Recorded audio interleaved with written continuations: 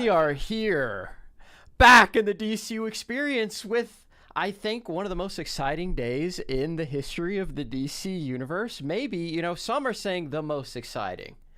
And it's just a trailer. We've had an entire television series, and I gotta say, I'm more hyped about the Superman trailer today. We've got the whole crew assembled for the first time in a month, and we're gonna make it happen.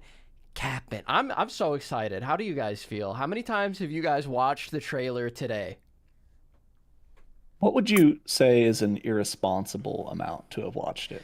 I would say no amount is irresponsible. It's like 2 times more than that for me. I've neglected my job, my family. I haven't heard from you all day. Pretty much all. Yeah, just because I've been watching it on repeat in the fetal position under my desk at work. You posted it in the group chat and didn't say anything else the rest of the day. Because I blacked out when I woke up. I was here talking to you guys. Yeah. Yeah, it was. It really changed the mood of my day. Work was being annoying, and then I watched the trailer. I was like, wait a minute. Everything's better. Why am I even worried, actually? This hope exists. It's literally that image of the guy with the giant syringe with the hope on it going over my face. Yeah. The trailer was the first thing I saw when I woke up. It will be the last thing I see when I go to sleep. Let's go. And you'll see him in your dreams. And the first thing you see when you wake up tomorrow morning, you're like, let me just double check to make sure that actually happened. Ladies and gentlemen, we are here in the DCU Experience, and before we really get into things, I would like to say we do have a goal in today's chat, and we are trying to fundraise enough money to get True from the UK to the US, okay? He needs to take a flight over the Atlantic Ocean to get over here. So if you can super chat, all super chats will go towards the True to America Fund. Let's get this man over here so we can all go see Superman together, and then we can all have an in-person podcast. So the goal for that is any super chats go straight to that. So just keep that in mind. With all that being said, the DCU Experience is sponsored by GamerSupps. If you'd like to save on your next order, that is 10%. Go to gamersupps.gg/key issue. Save 10%. All right, let's get right into it. The Superman trailer. I'm back. I don't know where it cut out, but we're back. Yeah. We're good. I don't know how you guys want to start. I think Marvel just tried to take us down. Yeah, you guys saw it's possible. That. Kevin Feige, too high. Get down. How do you guys, you want to start from the beginning, just go in it chronologically? We want to talk about how we feel. I feel like we should just jump into the beginning of the trailer and just talk about everything, and I feel like it'll all come naturally as we move along. How does that sound? I think, man, it is such a relief for me because we haven't seen him act as Superman, and man, that first scene with him talking to Lois and the questions, it's like, man, it really made me way more hyped for the film than almost anything else they've shown.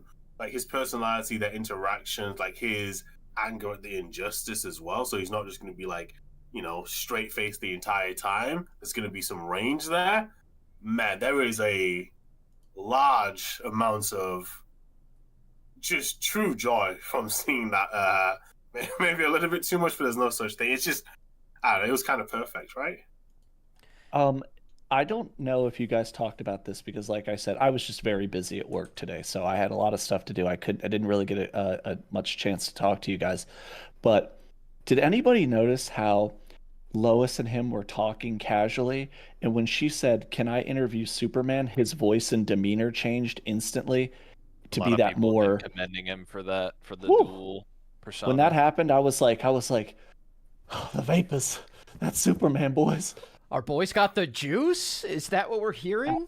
Early reports say he does indeed have the juice. And yeah, I think that was the perfect way to open up the trailer. I 100% agree with True's assessment there. We immediately get the Lois and Clark chemistry. And James Gunn said that was their screen test. That's the screen test that these two actors did with one another, and that's what sold him on these two as the character. And you can see it in the trailer. You can see how perfect they were for one another. And I do really like how Lois wasn't going to put on the kid gloves for Superman, despite the fact that she and Clark are in a relationship. She was going to ask the hard-hitting questions, and she wasn't going to take it easy on him.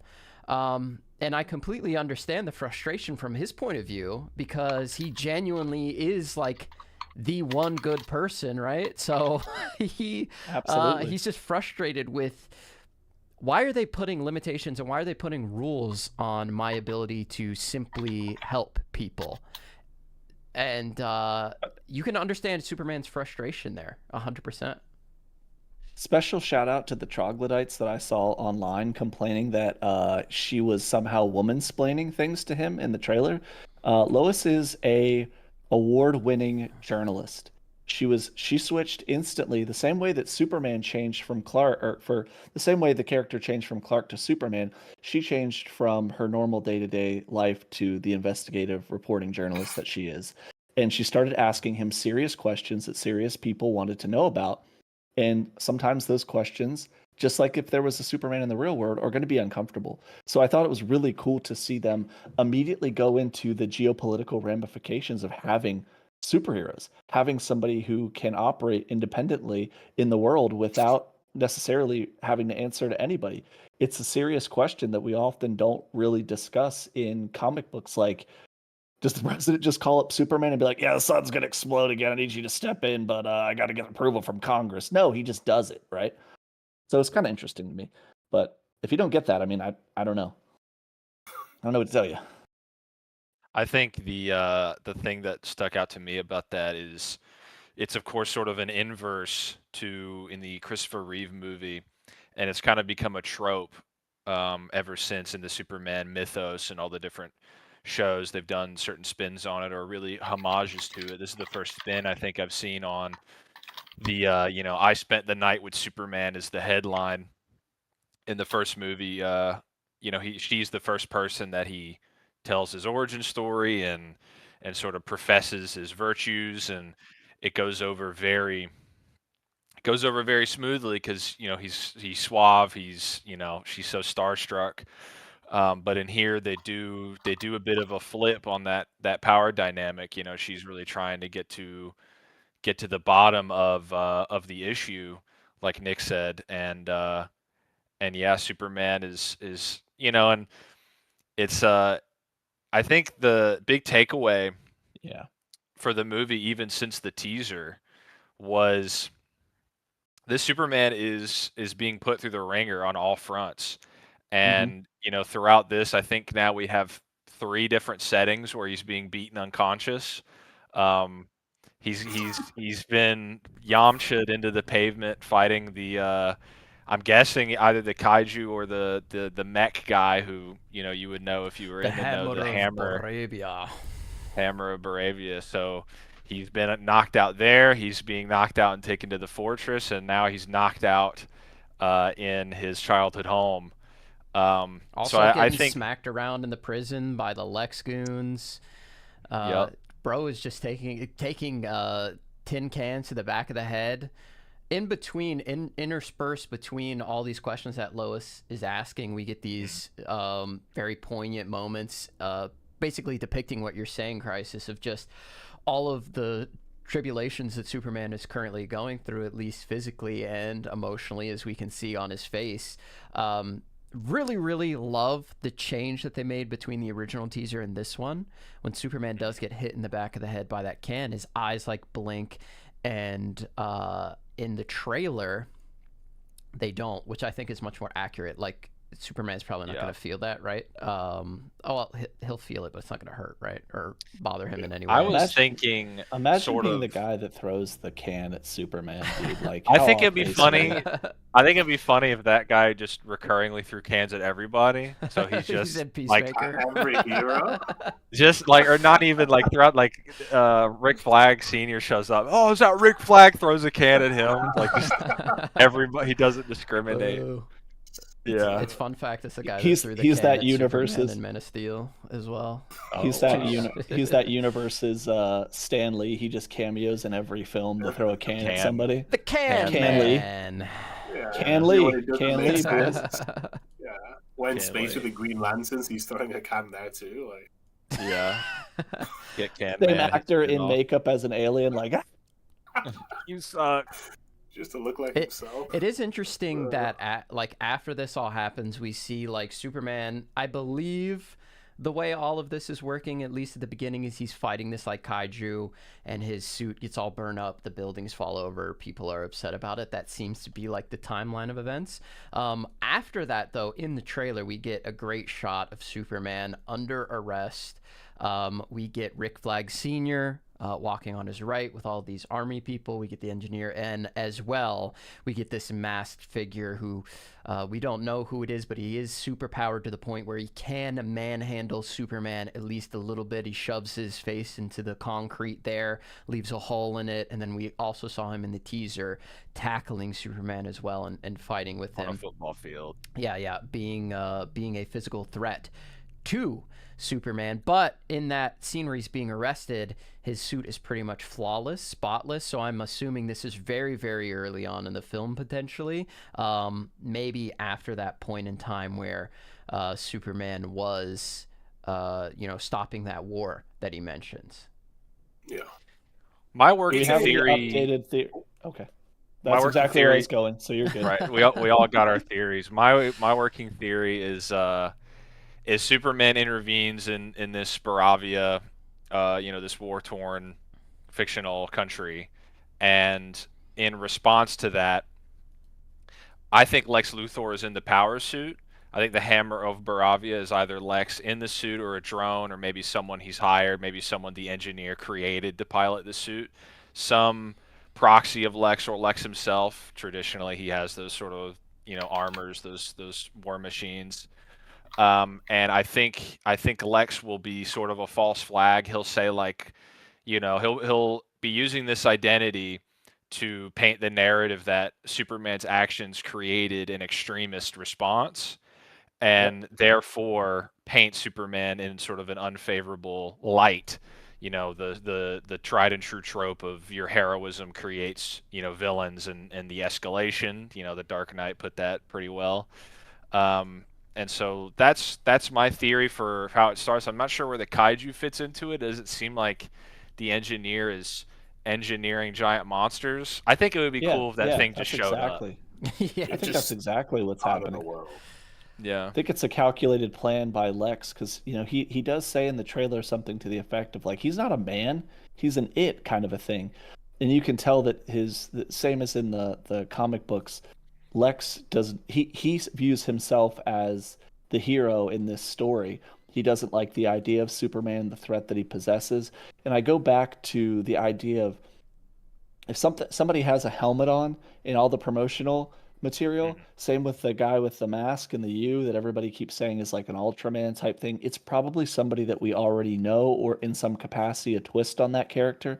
The only other, Garrick, do you guys have any other theories on who's under the helmet for the hammer?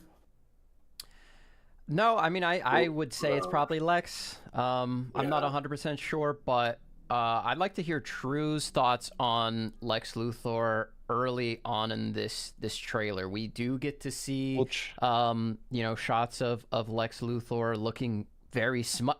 I think Nicholas Hoult, just to be frank, is absolutely killing it. And all we've seen is like the trailer. Just his facial expressions have been so emotive, and you can really tell like exactly what he's thinking. Like fuck that guy, or like when he walks in the Fortress of Solitude, just completely nonchalant because he's got his badass, just taking out these robots. How have you felt about Nicholas Hoult as Lex Luthor from what we've seen? Drew did tell me before we started, he said that he thinks that the guy under the mask is the interim UFC heavyweight champion, Tom Aspinall. And I was like, that's a bold theory. Wow. It could be. Could be him. Who else could, take down Superman? He hasn't been fighting elsewhere. But, I think the mannerisms and his attitude are just, again, absolutely phenomenal casting. Much better than the previous Lex. But there's a scene kind of later on in the trailer where Superman is in Lex's office. He then like flips over his table, and you see Lex's reaction where he's like super calm, and he has like the most smug expression on his face because Superman can't physically harm him. So he knows he has that barrier of protection, but he knows that Superman knows that after the moment Superman leaves, he's going to be up to his old, stupid shit again. So I think it's such a great casting to have the character understand how far he can push Superman without Superman doing anything back, and that understanding is really cool because it's one of the best parts of the dynamics, right?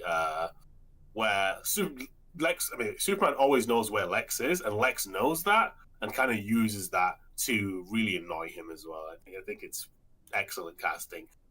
One thing I'm not sure what you guys think about this. The character with the saw blades, I assume that's either Mercy or Eve, right? Eve Tessmacher.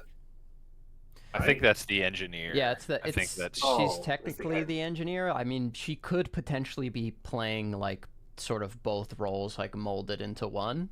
Don't really know. I mean, she's sort of serving as that role, right? As that's Lex's a good bodyguard, comparison for sure. Yeah, Lex has a robot female bodyguard traditionally. There is a Tessmacher in the film, and I think there's a scene in the trailer when the engineer's going hard, and she has like the saw blades and she's chopping up his androids. You can see a woman in like a light blue. I'm not good with colors. You guys know me. I am like borderline colorblind. I think it's like a light blue outfit, and she's like scurrying around in the back there. So I think that's probably her. Yeah, let's rewind a little bit. Let's talk about that quick little scene we see between Superman and the Hammer of Boravia, where Superman is seen fighting him up in the sky. I think it looks absolutely great, by the way, and I love the shot of the hammer coming at Superman. You get to see the emblem on the back of the cape. Absolutely love that. But this is at like the trailer is getting to like its apex of Superman, at least being frustrated with Lois, like, and being frustrated with not necessarily her, but the situation that he's being put in by everybody else. And I guess Lois just sort of manifesting that and making him realize it, right in front of him as sort of like a therapeutic type thing, I would say. As I don't think Superman has properly processed it, at least on an emotional level yet.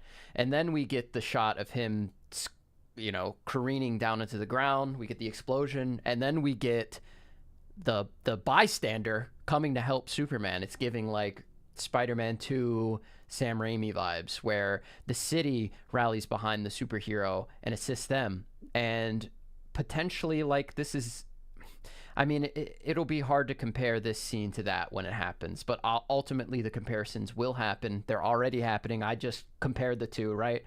So when this does happen, I think it'll be interesting to see, because Superman is on a level that is not even comparable to someone like Spider-Man in terms of power, capability, and even Superman, like, allowing this guy to come in and help him out, even though Superman probably didn't need it, I think says something a lot about his character. Let's overanalyze and dissect that. How do we feel about that, fellas? Yeah, the action scenes, every single one has looked really nice from the clips that we've seen. Hopefully they get expanded and look better. It's not just trailer magic. But with Gunn, I fully expect it to all look really nice. I think it looks pretty unique the way it's shot too. Yeah. It's a lot of close-ups, right? It kind of reminds me of some of the stuff he did with Guardians 3 with Warlock, right? Which I guess is probably a good testing ground. I think he admitted that stuff was testing for Superman. Right. Crazy. James Gunn is the blueprint. We all knew it. I'll speak a bit to the civilians helping Superman out, because, I think these characters are only as real as people like us believe in them, believe in what they stand for. Superman obviously doesn't literally exist, but he can be real in a sense that he can inspire people, civilians, to uplift his virtues and uplift what he believes in. And I think that was effectively demonstrated in Spider-Man and Spider-Man 2. And I think those are great comparisons. I would love to see that happen more often in superhero movies. And it definitely plays to, again, I think, the first teaser, we saw the first, I believe, in motion photography of this version of Superman was him beaten down in the Arctic. and I think that's just a through line that we're seeing where, he's going to have his back against the wall, and it's going to take either Lois believing in him, the kind words that his father says in the trailer later on, the acts of kindness from these civilians, the little boy in the I'm assuming that's also Baravia, in the middle of this war. It's going to take these normal people to give his mission value and to give his morals value, um, and I think that's a great way to showcase it. His relationship with people informs who he is, and I think that's a great way to make the character compelling to many audiences that don't find him, sort of effective at inspiring them, or he kind of just feels like a bunch of empty platitudes. But I think, yeah, I think this is the trailer overall has me very hopeful. I think this is going to be an all-time contender for maybe best comic book movie ever made. I mean, Let's we'll have to go. see. I mean, when the But I'm music started very excited. swelling, Movie? like, yeah, after the third or fourth watch, I was legitimately like getting emotional. Which I didn't expect to happen because that's literally never happened to me during a trailer. And it wasn't the first time I watched it. It wasn't the second. It wasn't the third. It was like the fourth or fifth time. I was like, this is real. It was like hitting me that not only are we getting another Superman movie, the first one in 12 years, I wouldn't consider like BVS a Superman movie, you know what I'm saying? So it's been a long, long time, and this. What about Shazam? With at the end he was in it. You're Would right. you You're consider right. that? That Black Yeah. Adam, another great Superman movie. But Yep. we're getting it from not just a new perspective that seems to fit Superman a lot better. We're getting it from one of my personal favorite filmmakers.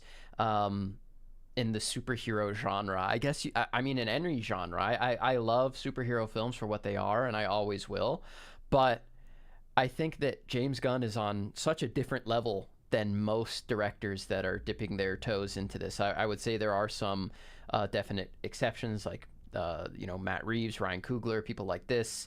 But I think James Gunn is at the top of that list, whatever list you're making, near the top at the very least. And he is making a movie about the most important superhero ever. And the music was hitting, and I was like, I'm ready. I'm so locked in. Yeah. It is such a cool portrayal because I think usually in most trailers you'd have Superman like walk around being invincible. Yes. And to have him Agree. have multiple threats, because it seems like these threats are just going to be a danger to him regardless. It's not going to be like, oh, we have to need kryptonite to fight him or XYZ. It seems like this creature can just damage him and like pushes him. That's a very interesting take compared to like pretty much For the every marketing, even the Reeves. right? Yeah, right. Reeves, Man of Steel. It was both him being pretty invincible and you needing greater threats to be able to deal with that. I It's remember such the a trailer from interesting take. Superman Returns, and like one of the most iconic moments of that trailer is like the bullet hitting his eyeball and like compressing, and like every The only single exciting moment in the movie, to be honest. every Superman like trailer, I think, likes to sell the idea of like, all right, this is Superman, he's super strong, he's invincible, and we're digging into the vulnerabilities. And I think it's really smart marketing, and we've talked about this before. I think this trailer is miles better than the teaser that we got, like by a significant margin. But I think once we get into the theater, obviously we're going to have a ton of heroic moments, especially towards the end of the film, of Superman and being that like invincible, all-powerful superhero. At least I think so. So I think not showing any of that and leaving all of that for the movie itself is just going to make the movie all that more special, to me at least. I think it also solves the problem that a lot of people have right off the bat with Superman, that people who don't read a lot of comics often complain about, which is that Superman is this all-powerful, person that rarely, if ever, gets hurt. And we kind of saw very quickly in the DCU that kind of breakdown where like his second appearance, he's, dead. But in this universe, starting your marketing out with the fact that he is vulnerable, there are threats that are larger than Superman in this universe off the bat immediately piques the interest, I think, of people who want to see Superman like kind of rise up above the like immortal god figure that can't be harmed by anybody thing. Um, I'm really excited that they chose to show both his this kind of ties into it, sorry. But they show both his physical vulnerability and his emotional vulnerability in the trailer, and they do a really good job of highlighting both. He's damaged in the teaser trailer. He's bloody. He's like, Krypto, for the love of God, please take me back. And then he's, they show him getting all juiced up and the pain that process of healing causes him, and you see that he is not unbreakable. He can be harmed. And then in this trailer, you see the emotional anguish that he goes through, facing scrutiny, facing questions that Lois is asking him, seeing the other things that are happening. Exactly. So there are multiple elements to it where he's not this infallible person that doesn't, this infallible God being that makes no mistakes. And that's a really important part of the character to understand, because if you read comics, tons and tons of excellent writers have figured out a way to make him vulnerable on both sides. And in this case, it seems like just in 2 trailers, we see that expertly showcased.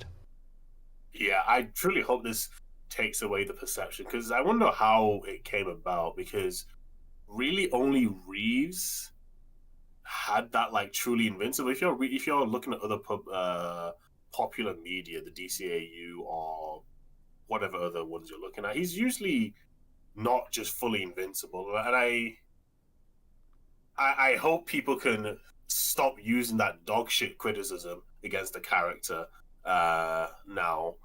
Hopefully I can get all my friends to finally They've adapted him the story where he dies like 5 times in the past 2 years.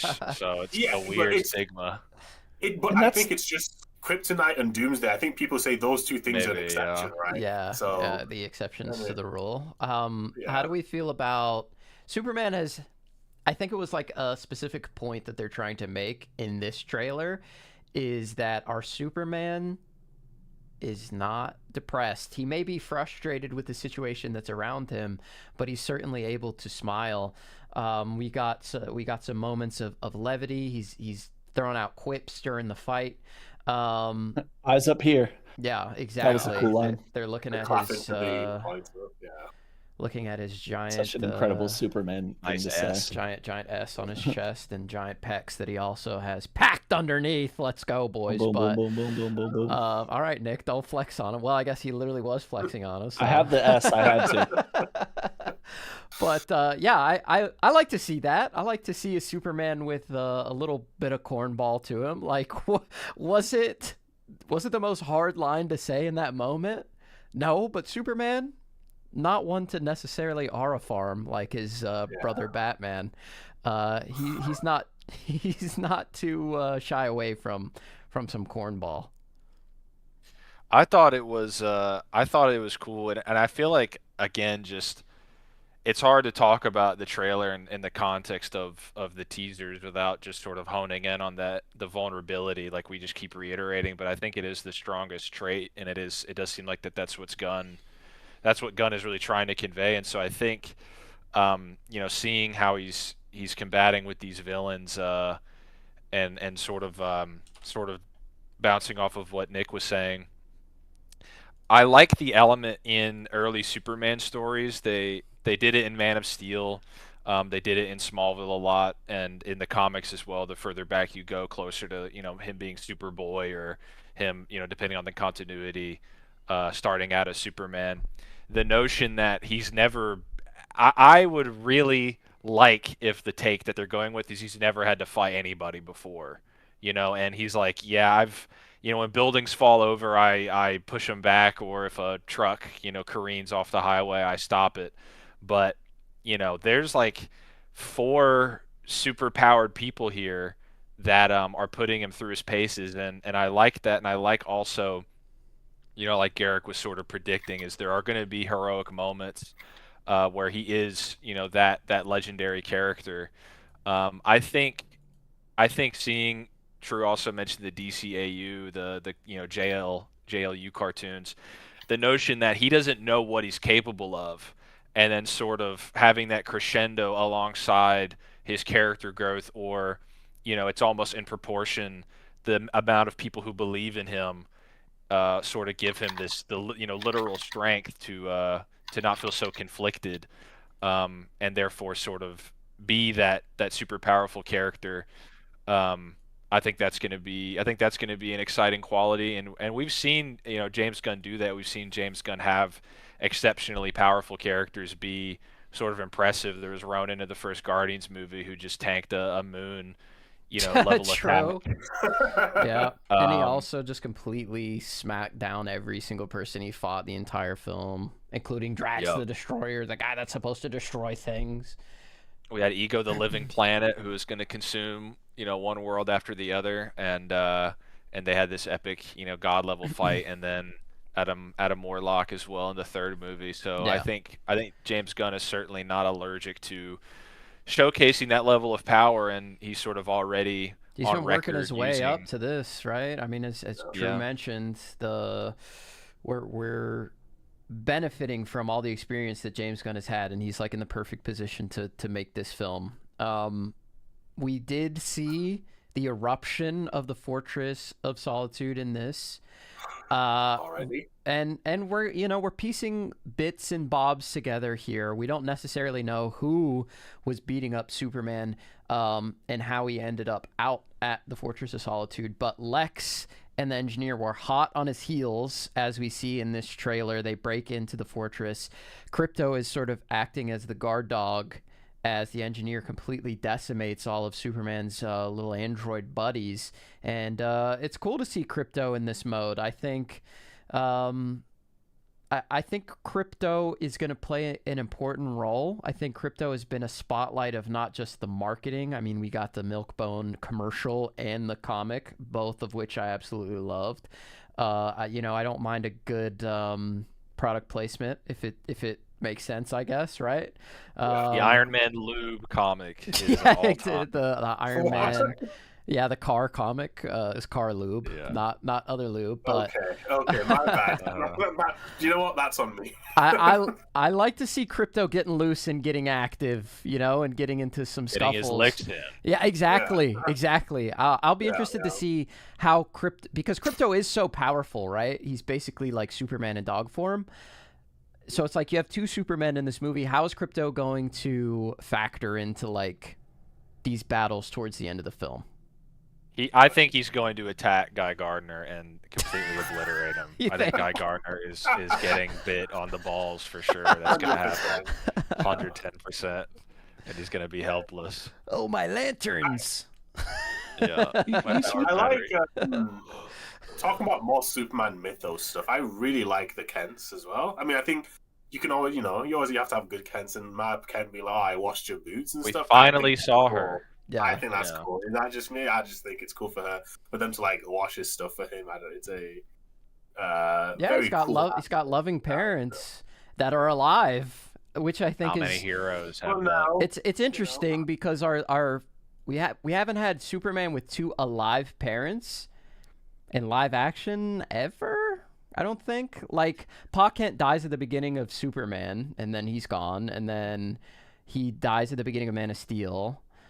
And he's not around. He's not in Superman Returns, so we really haven't seen this relationship. John Kent in Smallville, but on the big screen. Right. Exactly. Yeah. Right. Yeah. I think John Kent survived like 4 seasons in the Smallville show. Shout out to him. How many years do you think he'll survive the DCU? I hope at least one movie. Yeah. It would be tough. Imagine Superman's got all this to deal with, and his dad dies in the movie. That would be heartbreaking, though, right? That sounds like a Gunn move, right? To hit you with that. He'll make us cry. I don't know. Sure. Gunn didn't kill any of the Guardians. I mean, he killed Yondu, but he wasn't really he was a Guardian for 5 minutes of screen time. He wasn't a Guardian, but he was a very kind of true. I mean, that's right? true. How do we feel on that note, sort of diverging, and then we can loop back into it, but we got the Peacemaker Season 2 trailer, and we see we did, and we Maxwell didn't even get Lord. to talk about it, really. No, not really. Maybe here's our chance. We can, because Guy Gardner and Hawkgirl, we know for a fact that they're gonna make it. Is there any kind of frustration in that, and the fact that before Superman even comes out, we already we already have some implications of where, because a lot of people were expecting maybe the Justice Gang to sort of shed their branding and maybe adopt. Definitely in terms of character designs, a lot of people were hoping that Guy Gardner or Hawkgirl would have comic accurate costumes by the end of this movie, but it seems like they're still going to be aligned with Maxwell Lord afterwards. I was just curious if there was any kind of resentment to that fact that we now know that more than likely will be after Superman, the movie. I don't think that there's any like resentment traditionally, and we know from countless examples elsewhere that they're going to get new suits, because if they don't, they gotta how do you sell sell toys. Exactly. So you got to have new suits for every new film. That's a guarantee. And you're gonna get a new Guy Gardner suit. I would imagine that he really, if we're being honest, Guy Gardner this is his first like big screen debut, so I kind of feel like he has to earn the vest. What do you guys think about that? True. I mean, he has can to earn Nathan the Fillion cutoff sleeves. Can Nathan Fillion Maybe the bring the sleeves guns? get blown off in the film, and then he just keeps the vest. Krypto bites the that's- sleeves off. Yeah. Kind of like how Yelena takes Black Widow takes Yelena's vest, and then that's what she's worn all throughout Infinity War. Gunn's the blueprint for himself. It's all adding up. Vest. Even though that was like Investigate. not him. Um, I'm sorry Also- that I am the way I am, by the way. We wouldn't want you Did any notice other way, that. brother. No, I think it's fine. You're always gonna have some things that are a little bit spoilery if they were ever gonna do a Peacemaker trailer. Maybe drop the Superman trailer first, but it's not a problem.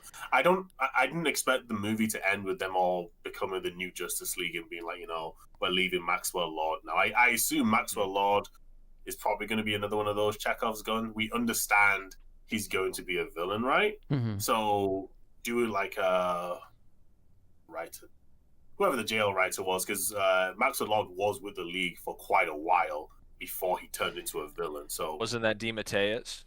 was it? Is that run? Yeah, I think it was before the Morrison. I'll be Right, really interested to see what Peacemaker has to say about things, because if we get into Peacemaker, if we can do a quick little detour, there's a lot to talk about Peacemaker. We really didn't get to it, but we'll get back to Superman. We're taking a quick detour, related somewhat to Superman. Not really. Why lie, Garrick? Why lie to the audience? Maxwell Lord, I think, is interesting in that movie because it's not Pedro Pascal. It is, in fact, Sean Gunn. Our Peacemaker, we're assuming, is from the DC Extended Universe. These are obviously from the DC Universe, the DCU. And there are two Peacemakers in that. So it'd be interesting to find out how that all shakes out. Because I was thinking maybe the Justice Gang potential recruitment of Peacemaker is at the beginning of the show, potentially before Superman, where you could have months ago could be a tag at the bottom of the screen and he goes in there, and then it's 6 months later and then the Peacemaker show starts, you know what I mean? Yeah. But if that's the case, well, I don't know how it works. I don't know how the whole wish worked. I guess Maxwell Lord just got away with it and everybody forgot he existed at the end of '84. Let's not talk about it. Let's get back to Superman. Let's I would imagine. I would imagine there's no way, because that's such a huge plot hole in that film. He just walks away, Yeah. and he's like, nothing happened. He's like, here. that was my bad. But I'm going to get Arby's, and then that's the end of the film. I would think that there's 0% chance James Gunn includes a DCEU Guy Gardner, a DCEU Hawkgirl, and then at some point Peacemaker walks into a portal and meets the real DCU versions. Yeah, I agree. No. So I don't think that's what's gonna happen now that we think about the whole Maxwell Lord situation. So maybe that's at the end of Peacemaker, but regardless, I'm really excited for that. James Gunn has stayed booked and very busy. We're going Superman straight into Peacemaker, I believe, right? Yeah, it's before Supergirl, Yeah. so he is cooking. And But if I can, go ahead. if I can be honest with you, just another point here is we have a lot of universe building to do in the DCU. Yeah. There's a lot of anticipation on, what characters are next, what storylines are we adapting, who crosses over with who. The blueprint's already been there from, Marvel, and to a lesser extent the train wreck that came before in DC. So people are, I think you don't want to cut the legs out from your new universe by immediately trying to like shoehorn other crap in from the one that fans have kind of already effectively spoken and said, nah. So I think that, there might be some room to play around with the multiverse in these tangential projects like Peacemaker and things like that, but let's not even remotely touch on those in your big summer blockbuster Superman film, your Supergirl movie, Lanterns, things like that, because I just don't think that there's a place for it yet, especially when you have a bunch of different projects that are lined up that have actors, directors, people attached. And the other thing is DC can't stop announcing and then canceling things. So let's just focus on what we have already, and there comes a time and a place where box offices are down and we need to like Ryan Reynolds / put some crap into a film to hype it up, then we can do that. You can have someone mention the multiverse. You can have either like, Mr. T, if they'd be like, there's a multiverse theory or some magic person mentioned. I'm not that interested right now. I can't lie. Yeah. I just want to see what's happening in the universe. It seems like Peacemaker just has to tackle that in some capacity. So we'll see how that works. I mean, there are literally 2 Peacemakers in the trailer, so spoiler alert. Correct. But so I don't think we got to get to discuss that. But yeah. We don't need to talk about that during Superman. Speaking of Superman, we're talking about a trailer. We're only halfway through dissecting it, guys. We're at the Fortress of Solitude, and Lex Luthor has just invaded. Krypto is going 1v1 with the Engineer and seemingly whooping that ass. But potentially Superman gets captured here. I mean, the next thing we see is Superman in this sort of meta-human prison. Metamorpho's there. We were talking about it in DMs a little bit. We saw Metamorpho with like green on his fingers. Seemingly kryptonite on his hands, and he's potentially being used as some sort of Minecraft slave to make kryptonite for Lex Luthor. But yeah, I think that seems to be the role of Metamorpho in this. And then, of course, maybe Superman will liberate him, show him that you can be a cool guy with me. I don't think he's doing that willingly. So in the box next to him, you see a lady dressed in pink, and I assume that's Sapphire Stag, which is Metamorpho's girlfriend, right? Which would make sense if they captured both of them and said, well, we'll do X and Y to her if you don't do this, right? Then you keep her right there. So I assume that's the case of him being also forced into that situation and Superman having to save both of them there. Yeah, for sure. Makes sense to me. I mean, I wasn't saying that he was doing it for doing it for the love of the game.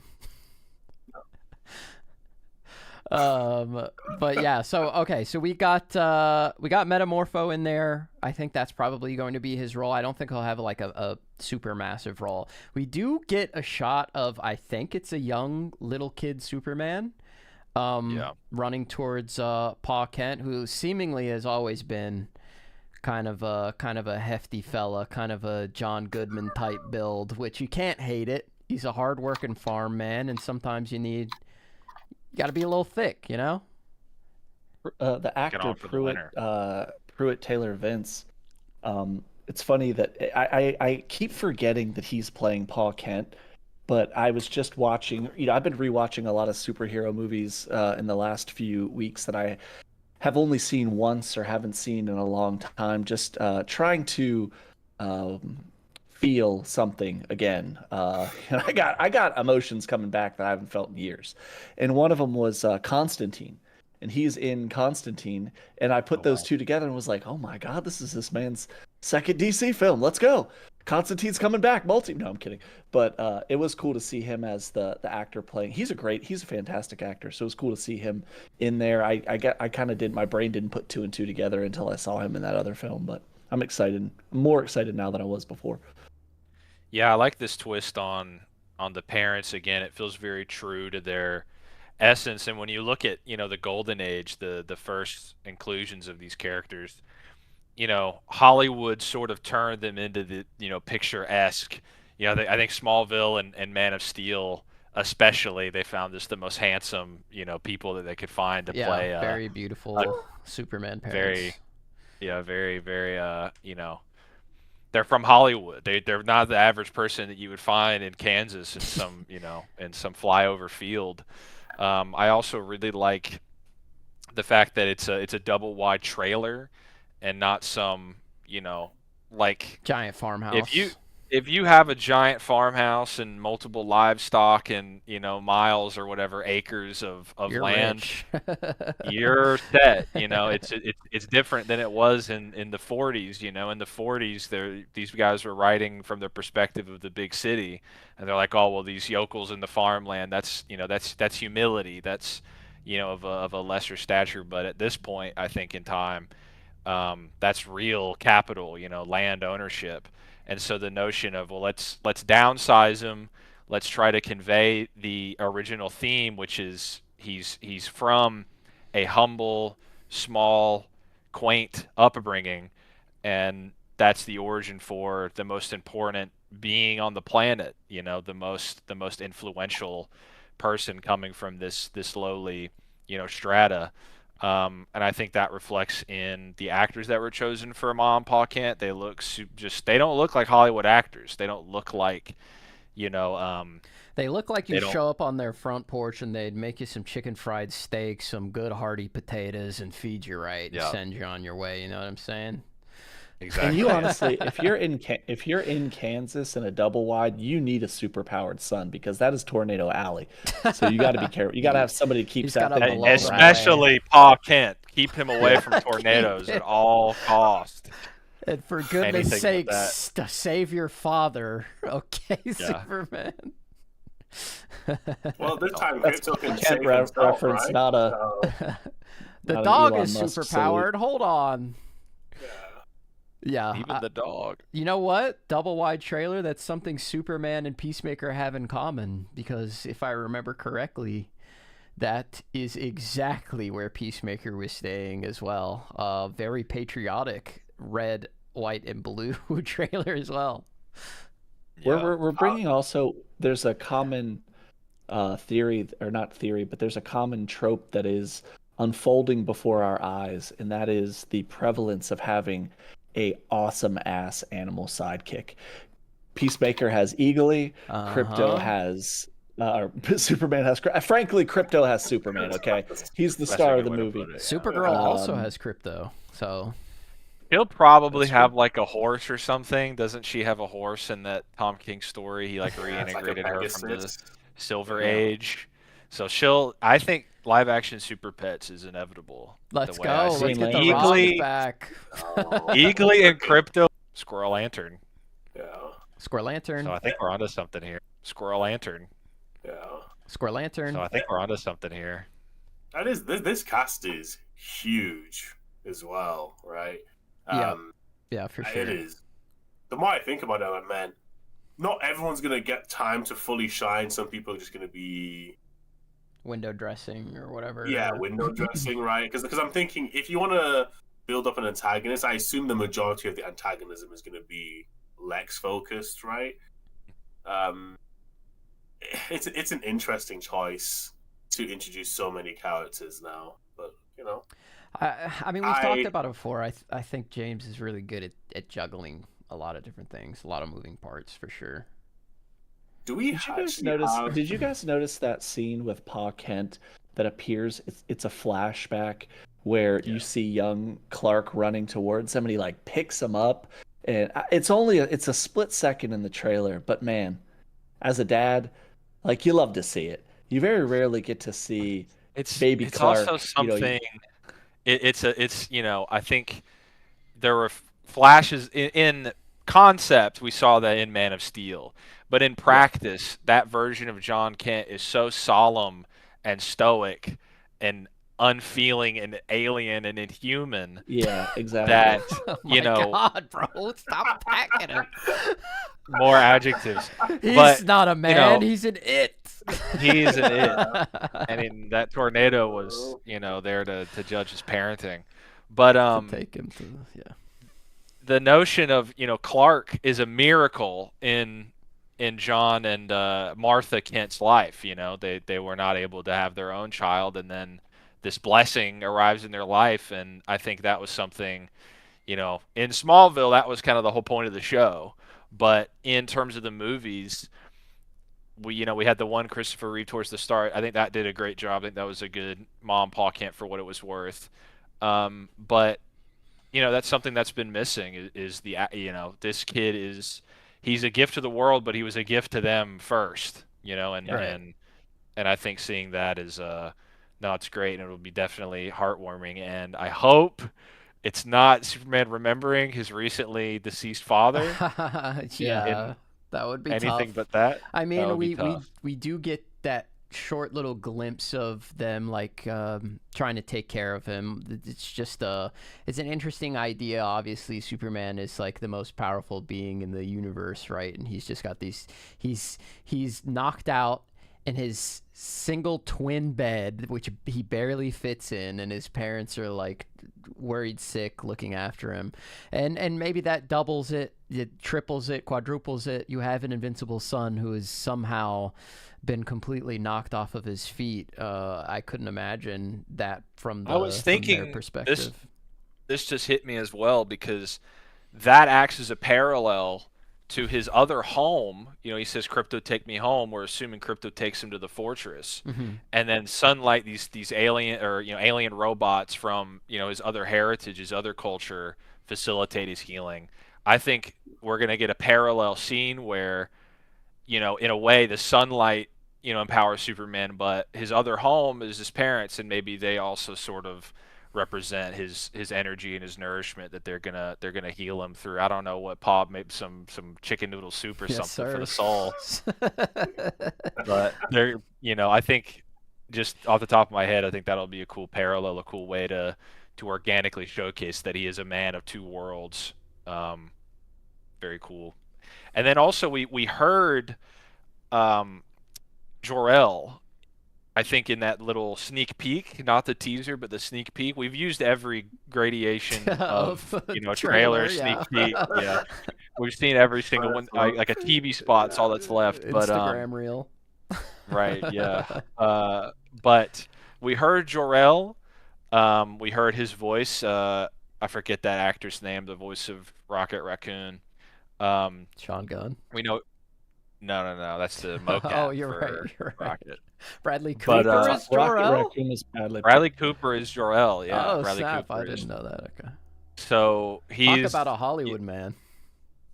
Yeah, and I think that just goes again to this cast, and then also Nick brought up the world building earlier, and I think it's going to be so overloaded because we've got Simon Stagg with the Metamorpho connection. We have Maxwell Lord. We saw him in Peacemaker. I thought he was I was not on board with that. I didn't think, just because of the roles we've seen Sean Gunn in, but I think he sells it in the little clips we've seen. But we have that angle, the Justice Gang, all these different superheroes, the Green Lantern Corps, the Engineer, all of her backstory. Krypto, Krypton, the larger, how are they going to portray the fortress and the remnant of that civilization, the cyborgs. There's so much. This is going to be a dense movie in terms of all the ground that they're covering, and then also out the gate, first live action project, we're getting full on integration with Creature Commandos, and that goes all the way back to the Suicide Squad, and it's going to tie into Peacemaker as well, right? Right, it's going to dovetail right in, and like I said, the thread of Rick Flag Jr. being killed has basically been in some part or another the narrative thrust for every DCU project to follow. So I think it's very interesting. I think the world building, the amount of it's just going to be an explosion blowing the doors off the handle and say we're in a fully realized DC universe. Yeah. All of those elements are really exciting. I'll be interested to see how, like, what role Rick Flag is playing in this specifically. I mean, during the interview, Lois said something about the Secretary of Defense. It flashed to him. I don't know if he's necessarily going to be in that role at this point. We know he's not in that role in Creature Commandos. And then she says something about the president, and then it shows Lex Luthor. Potentially some foreshadowing for the future. Right. Yeah. That was my first thought. Yeah. I don't think he's president Well, yet. I don't think he's president yet, but potentially at one point in the future in the DCU. Yeah. I need that. You know how much power I'd need to give up to become president line. If they're gonna do it, I feel like you have to give him the line as well. Yeah. Lex has a great president arc in the comics and the Public Enemies animated, which James Gunn wants to do a World's Finest movie. I think if they want to plant the seed, President Luthor, and then you just do Public Enemies is such an awesome premise. And to see that in live action where President Luthor, maybe that's the squad of, it's instead of Captain Atom, Major Force, Power Girl, Black Lightning, Starfire, maybe it's Hawk Girl, Metamorpho, Guy Gardner, that Lex becomes president. They're already seemingly connected, right? Lex and the Engineer are walking alongside Ultraman and Rick Flag Sr., all these, soldiers. It seems like I imagine Luthor has military contracts and he's got some power that he can flex over the government already. He becomes president. He then says there's a $100 quadrillion bounty on Batman and Superman. Yeah. And then, they have to fight Guy Gardner and Hawk Girl and a couple other heroes. That would be awesome to see live action Batman Superman versus the DC universe. That would be easy dub. So planting the seed for President Luthor, that seems like an obvious setup for Public Enemies. Yeah, we've got towards the end of the trailer, we've got just a bunch of different snapshots. We get to see Mr. Terrific with the T-spheres. We see Hot Girl screaming. We see Green Lantern with the little flip of the wrist, little flick of the wrist, able to turn over that. That was one of, surprisingly, I guess not surprisingly because it looks really cool, but that was one of the moments that just blew up on social media. People were talking about a lot. And I was talking about it in DMs. The way that it comes out of the ground and does it, it just makes it feel like it's tethered to reality, like it's a real thing that's happening, instead of just a master hand from Smash Brothers coming out of nowhere and smacking it across the screen, which would just look silly, right? It comes out of the ground, it tosses the sand into the air, it makes it feel real to the audience. I think that was just I don't want to glaze the guy too hard, but maybe he deserves it. James Gunn just knows what he's doing, bro. He's cooking. That's just such a small detail that means so much because of how it looks. And maybe he has taken a deep dive into why the Ryan Reynolds Green Lantern movie didn't work from a technical standpoint, as well as storytelling, and was we have to make these Green Lanterns feel like these can't just be weightless. They need to have some sort of a visceral a bowl cut and a visceral tangible connection to the universe. Consequences. Yeah. That was sick. Agreed. That was just a long-winded way of me saying that was sick, bruh. There's the shot where he dodges the laser. Is he in space now? Or is he underground? It looked like space to me. I don't know. Could be a black hole, an alternate dimension. I don't know. Could be his dreams. Yeah, for the first movie. But is it aim dodging? No, he's listen. Come on, man. That's not even start. That's a conversation for July. There is some interesting, we're all power scalers to varying degrees. Nick at least clanks the action figures together, so he has some sort of latent instinct. But yeah, there's already some interesting things to consider. I think there was a calculation on the internet. If you guys have heard of that, If you could for believe the it. if you could fathom, wrap your mind around it. But the flame breath, there's a calculation for that, how much energy the giant kaiju emits there. Obviously, I mean, he'd probably be large building it. level Yeah. just through size alone, and Superman uppercuts him. Yeah, and then the very cool. We mentioned it earlier. I love this stuff as well. The random tie-in. What was it? Milkbone comic book. It was actually We have. it was fun. Like it's It not was gonna pretty blow your good. mind, but it was cute. Yeah, and it's free. It's out there if y'all want to read it. We already have the canon first appearance of this Superman. Him and Krypto are like just destroying asteroids for fun, and we have him heat visioning through glass and tossing around fire trucks. X-ray vision, confirmed. He X-ray vision like blocks away. Heat vision, we haven't seen that in the trailer yet, so that's another power that's confirmed. That's been confirmed. Oh. Yep. Yeah. Oh, that's true. Yeah. Krypto breaks the sound barrier in there. People just know about that. It seems like Krypto and Superman are pretty famous, which is cool. Krypto specifically, because I guess if like we don't know much about Supergirl, but it's her dog, right? So like maybe she's active out there somewhere with Krypto. Yeah, some reputation.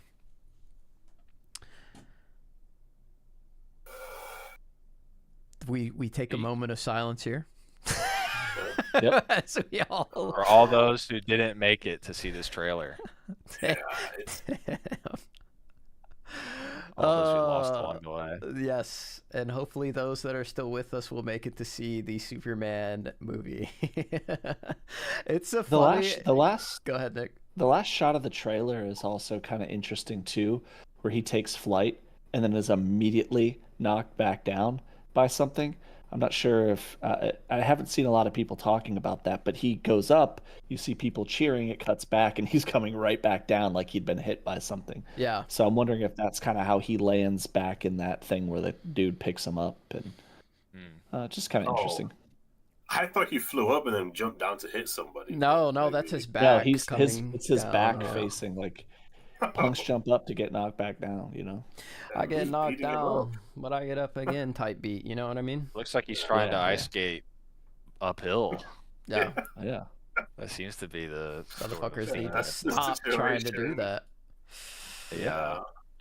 But yeah, there's a lot of I don't think we have any negative thing to say. I like the visual look. I think I'm curious to see if the aspect ratio will if it's going to be full screen, or if it's we're seeing an IMAX version of the trailer. I like when things are typically full screen. I like I don't know why, especially with IMAX sort of being the definitive, that's the elite aspect ratio. I don't know why it's so often cropped at this point, but I think it looks good. I think the color grading looks good. I think a lot of the lighting, doesn't seem to be any like cringy effects in this one. I don't know what people could even nitpick about in this one as far as that. I know they'll find a way. Yeah. I know they'll find a way, but I personally didn't find any of these shots to be at fault or half baked. I think there's just a lot of people out there that have convinced themselves that no matter what's produced, it won't be good, because I think if my stance is always the same. I think if you're a fan of something, you give it a chance. And in this film, to your point, I've seen nothing that's led me to believe throughout James Gunn's career as a filmmaker that he can't pull this off. Mm-hmm. He seems to have a lot of passion, a lot of heart in this. I just don't see how if you truly claim to be a fan of DC Comics, of Superman, of these characters, how you can watch a trailer like this and go like it's just you're a bad faith actor. You're looking to farm clicks. You're looking to farm sympathy. And in a world full of that right now, we don't need it. We're here for Superman. We stand. That's it. He's to be happy. We all love Superman. Yeah. Let us super chat if you love Superman. We gotta get True over here, man.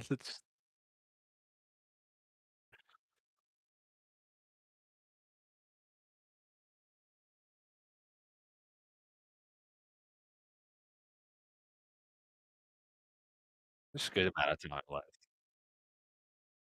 Okay. Conversion, currency exchange. Yeah.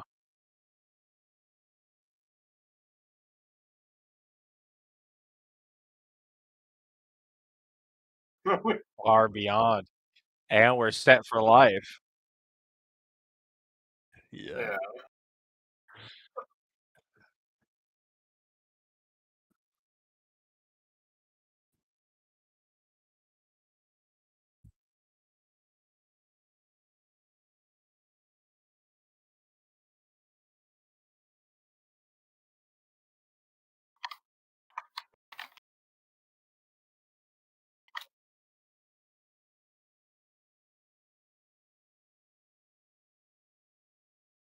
Oh, we can. It's easy.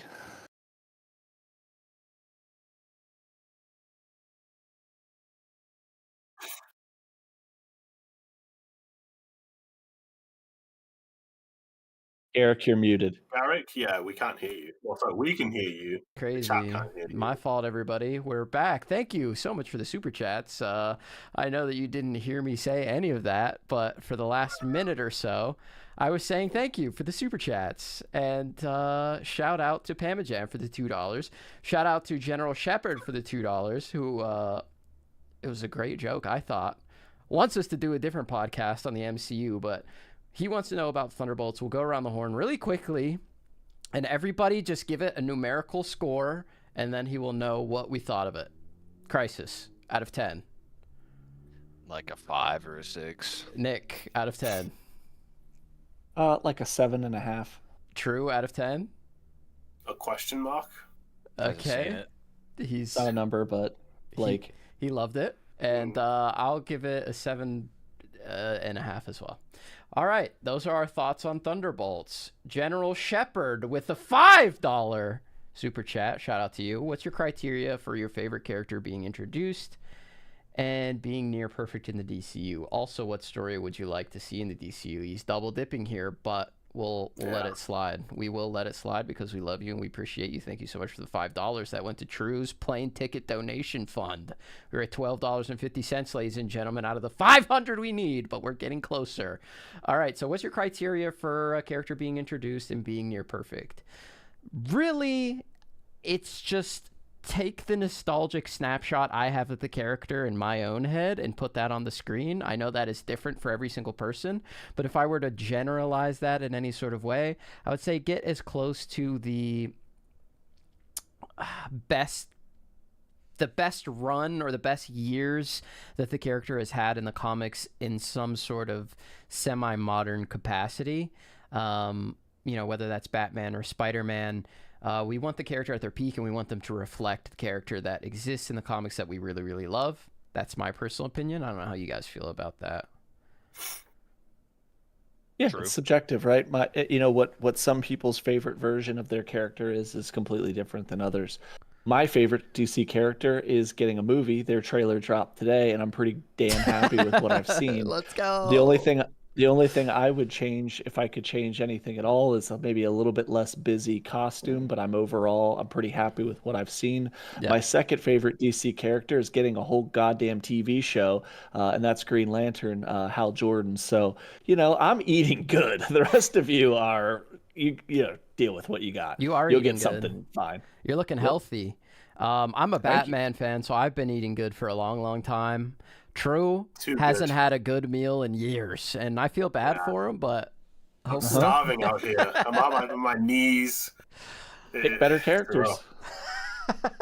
Pick characters DC likes more. Wait, hold on. Wait, I just want to. What happened to that Swamp Thing movie? What happened to that Swamp Thing movie? Oh, here we go. Here we go. We started.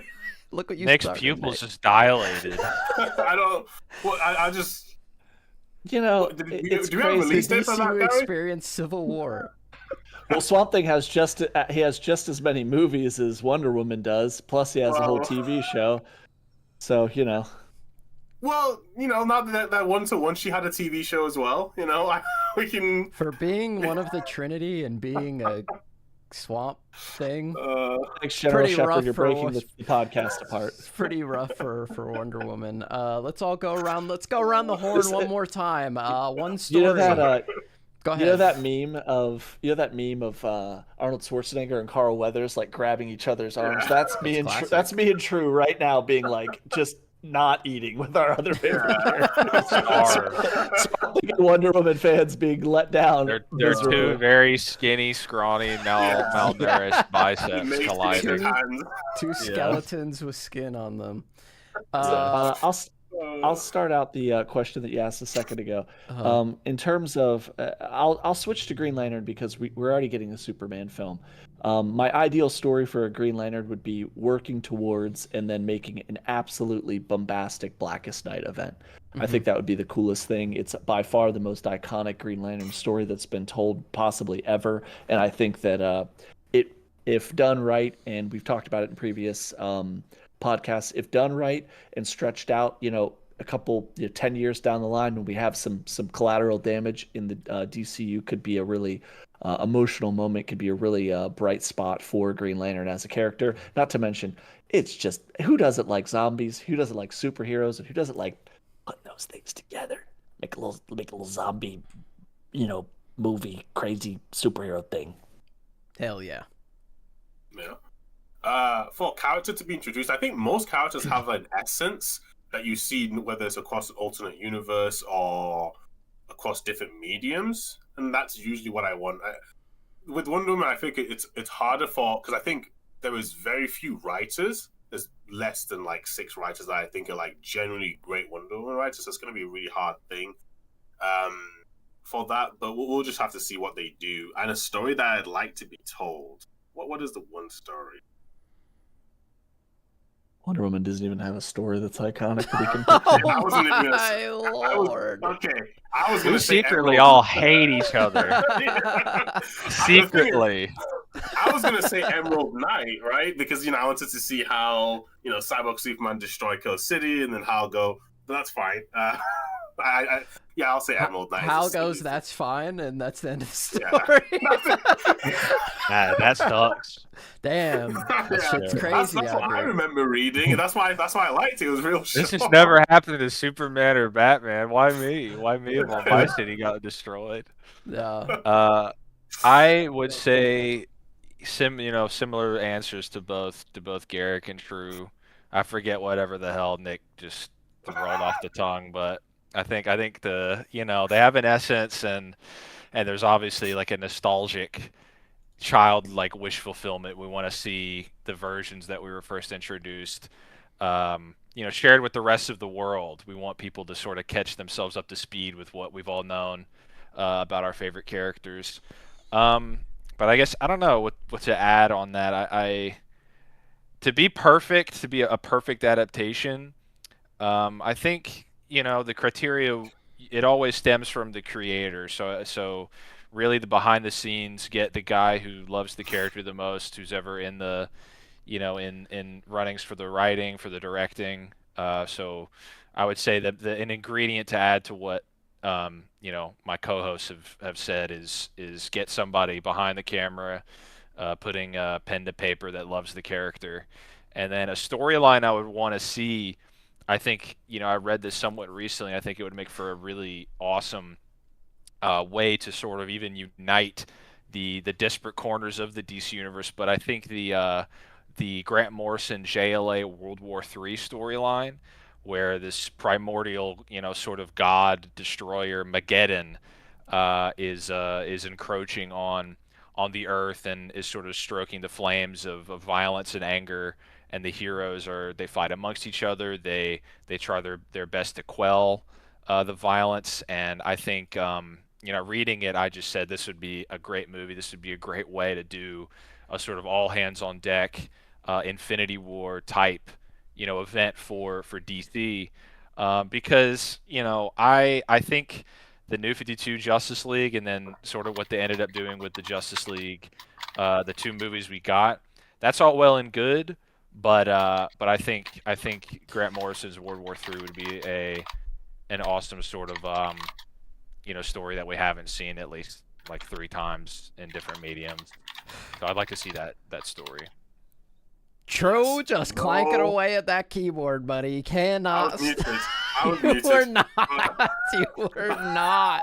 Chat, back me up. See, I muted myself when I started typing on my keyboard, but then I was like, I forgot to unmute myself. So there are pros and cons. Pros and cons to doing it, True. So, I can't give you too much flack. As for stories I would love to see, I think I would really like to see the Harley Quinn fartacular silent but deadly. I think on that note, maybe it's just getting late. I think Garrick might have lost his. Hold on, you guys don't like that one? I'm not sure what That's a modern classic. Oh, it's like It's an modern. Oppenheimer. Please don't do that to It me, would. Garrick. I think I would like Judas Contract, because that means we have an awesome Teen Titans that's good enough to make it. So, Judas Contract would True. be my choice if I can't have the fartacular Harley Quinn silent but deadly special. Okay, we have one more super duper chat in here, unless somebody wants to come in at the buzzer with a little buzzer beater and contribute to the true plane tickets goal. But we will not be e-begging for the rest of the rest of the podcast, I promise. All right, the burns in the suit. Maybe you won't. Yeah. From Guillermo Torres, the burns in the suit seem to be from the Hammer of Baravia.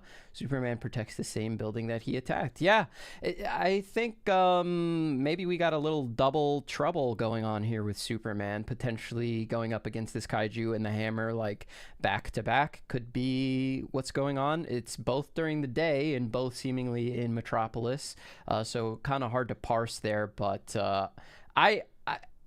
we do see him get hit with a flame attack, and we do also see the lasers come out. Maybe Superman like beats the kaiju. Everybody's cheering. Superman goes to fly away, and then he gets slammed by the hammer, like Nick was mentioning at the end of the trailer. Maybe that's how it goes. But To add to that, an interesting notion that maybe sort of goes into my theory is the robot, whatever soldier, mech warrior is attacking Maxwell Lord's building. You see in sort of his Superman super speed as he flies up the side of the building, but you can make out the same logo that is on the Justice Gang uniform, which and is so a that J might be and an L, by the way. No. So this guy's hallucinating the Harley Quinn fart comic Fan. fumes. You sort of broke his brain, but so that might My be an favorite. element where Lex uses Superman's involvement in whatever conflict, puts on this power suit, attacks in the name of that country, and then specifically attacks Maxwell Lord's, building.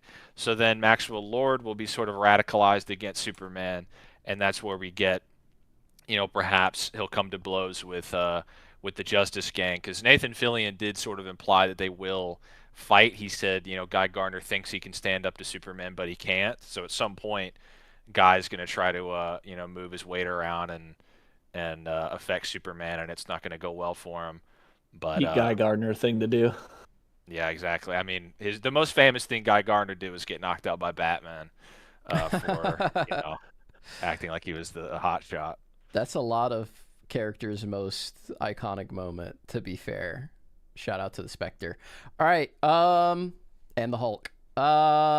Ladies and gentlemen, that has been the DCU Experience Superman trailer reaction. I think we did a pretty good job today, guys. We didn't get too off track. There were only a couple awkward silences, and one guy was muted and one guy was typing the whole time.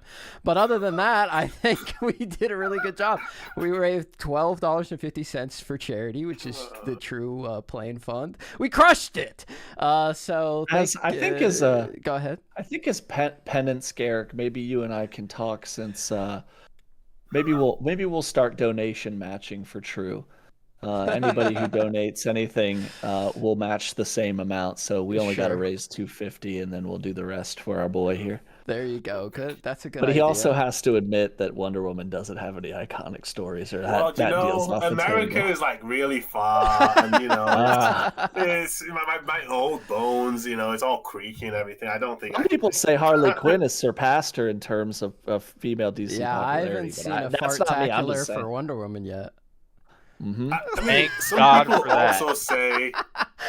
Actually, I'm not going to go into that. That's fine. Yes, You're gonna look good. did. To be I fair, did see one of two- those for two- Wonder Woman, Garrick, but it was on a completely different was Yeah, on a website. different site. Yeah. Unlicensed Yeah. canon. Fan material. Yeah. Those are out there for sure. Yeah, I think I I'm, mean, s- I'm think I'm We subscribed. can to that all Patreon. sleep well at night knowing that Tom King, the man who wrote Harley Quinn, outmaneuvering Batman, Superman, and Wonder Woman all at once, Goated. is working hard behind the scenes in DC Yeah. Studios.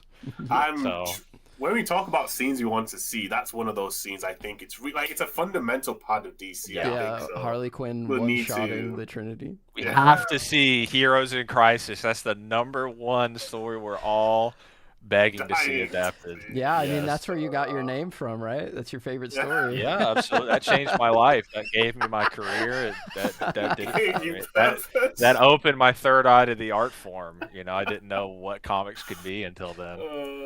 Yeah. Okay. Until yeah, we absolutely. did it. Thank you, everybody, for tuning in to another chaotic week here in the DCU Experience. Somehow getting less and less professional every single week, but I don't know. trust me, once True gets over here and we're all in person, it'll be flawless. And then We wear our suit ties. we'll force him to live here forever, and then he can do every single one in person. But thank you so much to everybody for the super chats. We really do appreciate it. Like I said, all of that is going towards our True Fund, and me and Nick are gonna match it, which is cool. And we'll get True over here hopefully. And if not, we'll blame all of you and we'll cancel it, and you'll never get our review. No, I'm kidding. Or am I? No, I'm not. True's not. True will be Or is so he? mad he'll never come back. We might have to replace him with False. Who knows? But thank you everybody for stopping by. We'll be back next week no matter what. No ifs, ands, or buts about it. I don't know who will be here, but I'll be here, like I say every single I'll week. be here. True will be here. I'll be here. Nick, you gonna be here? I don't know. Nick's Depends. I mean- it's up in the air. Crisis, how you feeling? Next week you could be asleep or you're gonna be awake. I don't know. That's all Ask right. Nick. Me and Okay. me and True will be here, and hopefully Crisis and Nick will join us. It's just not the same without the whole squad together, without the Justice Gang together. So thank you everybody again. We will see you next week in the DCU Experience. Love ya. Bye.